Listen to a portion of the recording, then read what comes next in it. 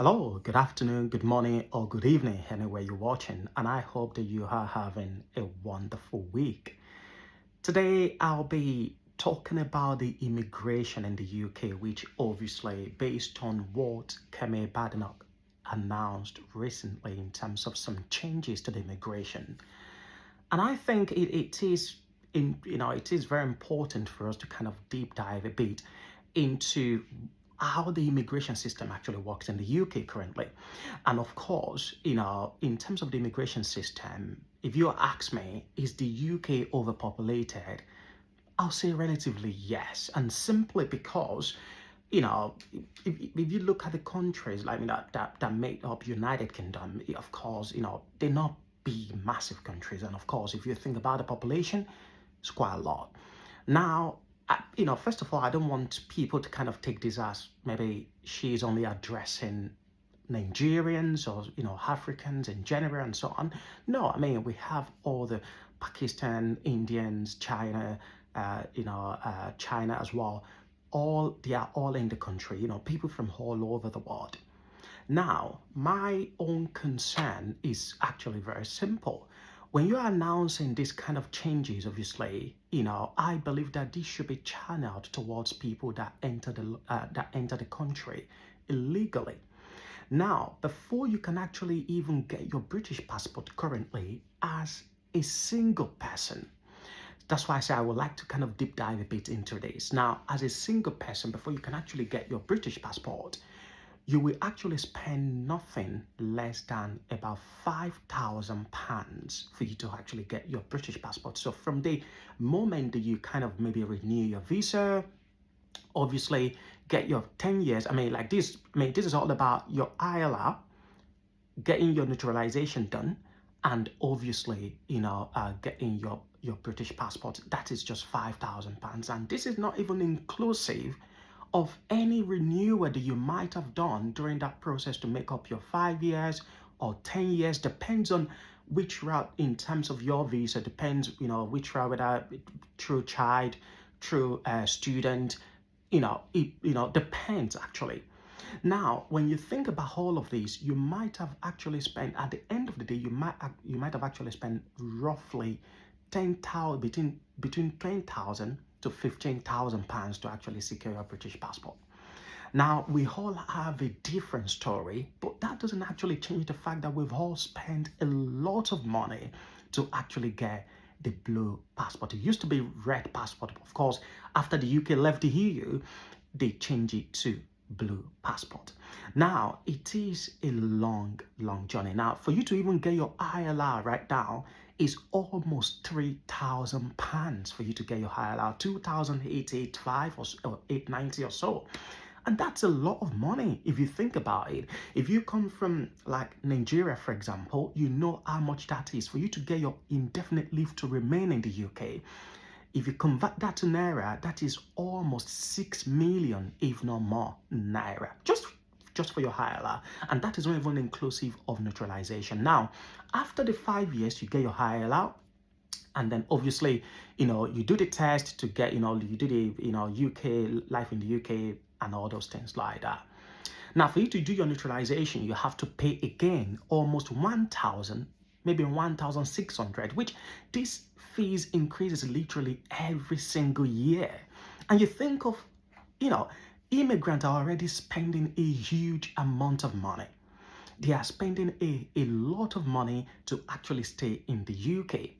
And of course, again, when you get your British passport, we all feel like, oh, this is worth it and all of that. But we've, we've actually been milked out of every single thing that we might actually have. A lot of people don't even have savings. Now, think of this.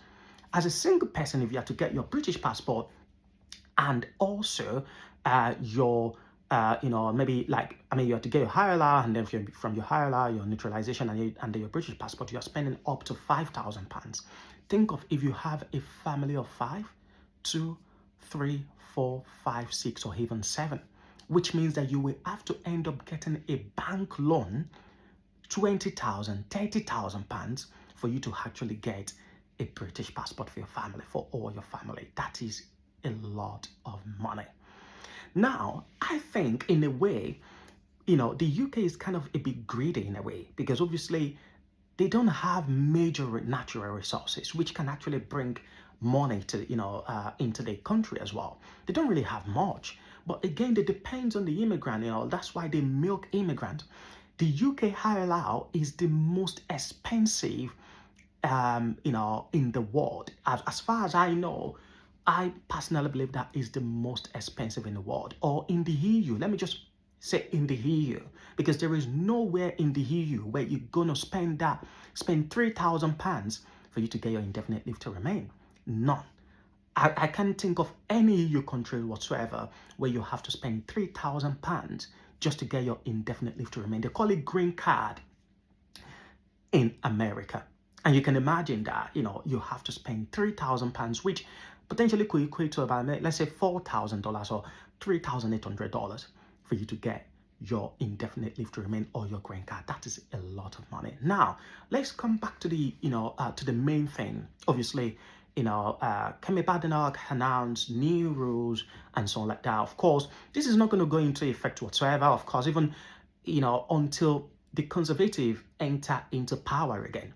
Now, this is a sort of strategy because they know that, the UK itself the UK, obviously, they shout a lot about immigration.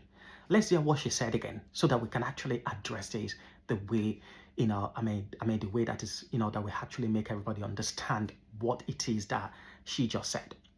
Change the way our immigration system works. So I'm announcing that the Conservative Party is going to do the following things differently. 1. If you want to stay in our country permanently and apply for indefinite leave to remain, the time you have to live here before you apply will increase from 5 years to 10 years. 2. You will have to be a net contributor with a high enough salary, especially if you want to bring family members with you. And if you've got a criminal record, you're banned. 3. If you've claimed benefits or need social housing, you can't even apply. 4. We will increase the time before you can apply for a British passport from 12 months to 5 years, meaning it will take a minimum of 15 years to start an application. 5. If you enter this country illegally or outstay your visa, you will be banned from ever gaining leave to remain or a passport.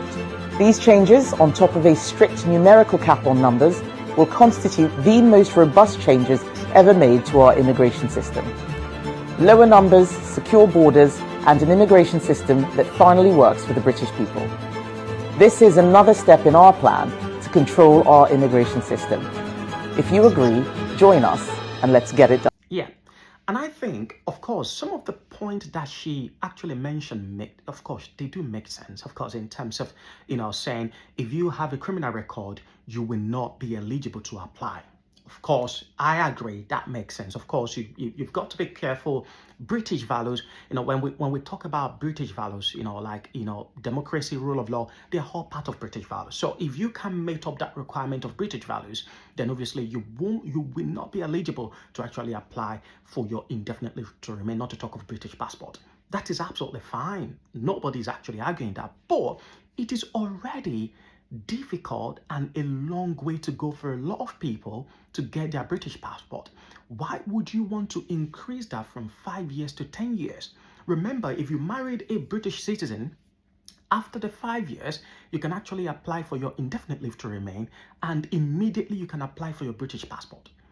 However, if you marry an EU citizen, you will have to kind of wait. After getting your indefinite leave to remain, you will have to wait for an additional 1 year before you can actually apply for your British passport. But what she's saying now is that she's going to increase that from 5 years to 10 years for you to even be eligible for ILR at all. This is a way to kind of frustrate people, to make people think, again, does it actually worth it to come to the UK? I've actually convinced about maybe a couple of people to go to Canada in the last 5, 6, 10 years, and they never regret it. Obviously, now they have their document. But if you're in the UK, it might actually take you a lot longer than that for you to actually get your passport. Now, I don't have any problem in terms of maybe people that are, that have that didn't obey the law for whatever reasons, for them not to get their passport. But again, you have to think of the people that enter this country legally. I don't think, I don't think they should sacrifice 10 years to get their ILR, and then obviously an additional 5 years before they can get their passport. Personally, I think it makes absolute no sense for you to actually increase the time that you have to apply for your British passport from 1 year to 5 years. So which means that obviously even if you marry a British citizen, it doesn't matter, you still have to wait for 5 years, making a total of 15 years before you can actually get your British passport. And she said that is the bare minimum. And you can imagine it might take some people longer staying in the country legally for more than 20 years or maybe even up to 20 years without actually getting their British passport. And I think this is something that I personally don't see as something that that'll be effective. A lot of things like, we can talk about knife crime. They talk about two-factor authentication in terms of knife crime. Is that going to reduce the rate of knife crime? Based on the data that I have, no, absolutely no. Of course, because people can actually purchase knife anywhere and all of that. And like I said, this is a strategy for conservative to actually enter into power, to gain power back from Labour, simply because they know that a lot of people will buy into that idea of immigration. Now, let me tell you something. British, like I said, they are very, very smart and they know what they're doing. If this is coming from a white person, a white British, it will be regarded or seen as, of course, as we know, racism. But of course, because it's coming from a black person who is an immigrant herself, of course, people are not going to talk about, nobody's talking about racism anymore. Nobody's even thinking about the fact that, oh, this is kind of indirectly racist. Nobody is talking about it simply because it is spoken by by a black person. Now, think about it. If you want to reduce immigration, maybe you should be less greedy as well in the UK, because you give people visa to come and study. Like a lot of people have benefited from this as well. And of course, because you want the money and you want to push people out again. The skills of these people are useful to make the country even a better place as well. And that's why I said I do agree. If you commit any sort of crime, of course, you should not be eligible to get your British passport or to get your indefinite leave to remain in the UK. However, with the look of things, it is extraordinarily expensive for you to actually get your passport in the first place. The passport itself is not expensive. In fact, your British passport costs just about £90 or £80 or so. Depends on how many pages that you want. If you travel a lot, obviously you might opt for maybe, I think 90 or 100 pages or something like that, or 50 pages or so.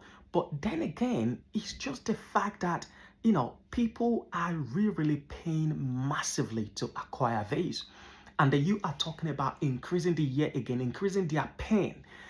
Like places like some European countries where, obviously, you can actually stay 15 years even without even getting your passport. And you've been staying in the country legally. You can stay 15 years, 20 years without even getting your passport. You might have indefinite leave to remain, fine. But before you can get your passport, it takes a lot of time. But I don't think we should implement that in the UK. And not to talk of someone that is an immigrant herself. At that time, like obviously, she is an immigrant, and if you commit any crime, they'll say British Nigerian descent. Like they don't care about whether you are born British or not. They will still say because your parents have affiliation with Africa, or as long as your parents are immigrant, it doesn't matter. And I think we should be thinking about all these things. The decision, like we should not allow anyone to use or manipulate us to do things that we ourselves know deep down that is actually awful to do to other people. Let's have a think about this. I personally don't believe that is the way forward to reduce immigration in the UK.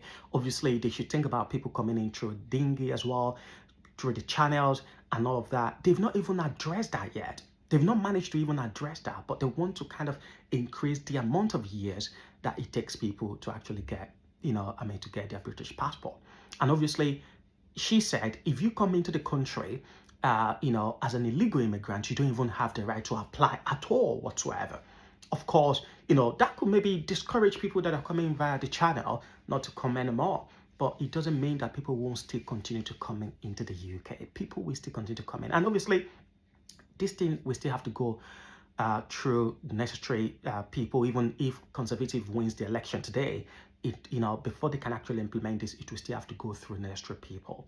Trust me, we should not allow ourselves to be used or manipulated by by people that they know that if they carry out themselves, of course there'll be outcry saying this is definitely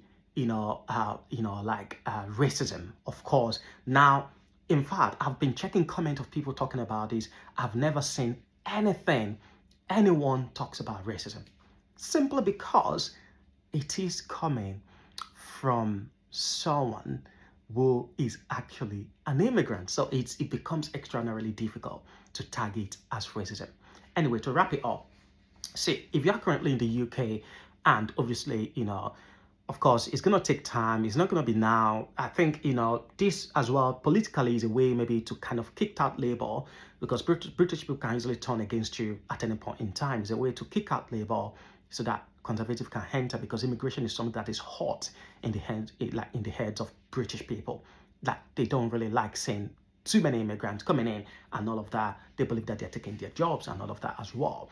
But then again, we need to think as well, all these laws or all these policies, does it really make sense, or is it kind of political? To me, I believe that it is definitely political. So if you're currently in the UK, at the minute, irrespective of your route or something, start thinking of what you want to do, how you want to do it, how you want to go about it. Obviously, there are some things that you can't share while while talking publicly like this. But again, if you need sort of maybe additional advice or suggestions on how to remain in the UK, I'm not a lawyer. Of course, I'm not a lawyer, but of course, I know a lot about immigration because I've been there and I know what it actually means as well.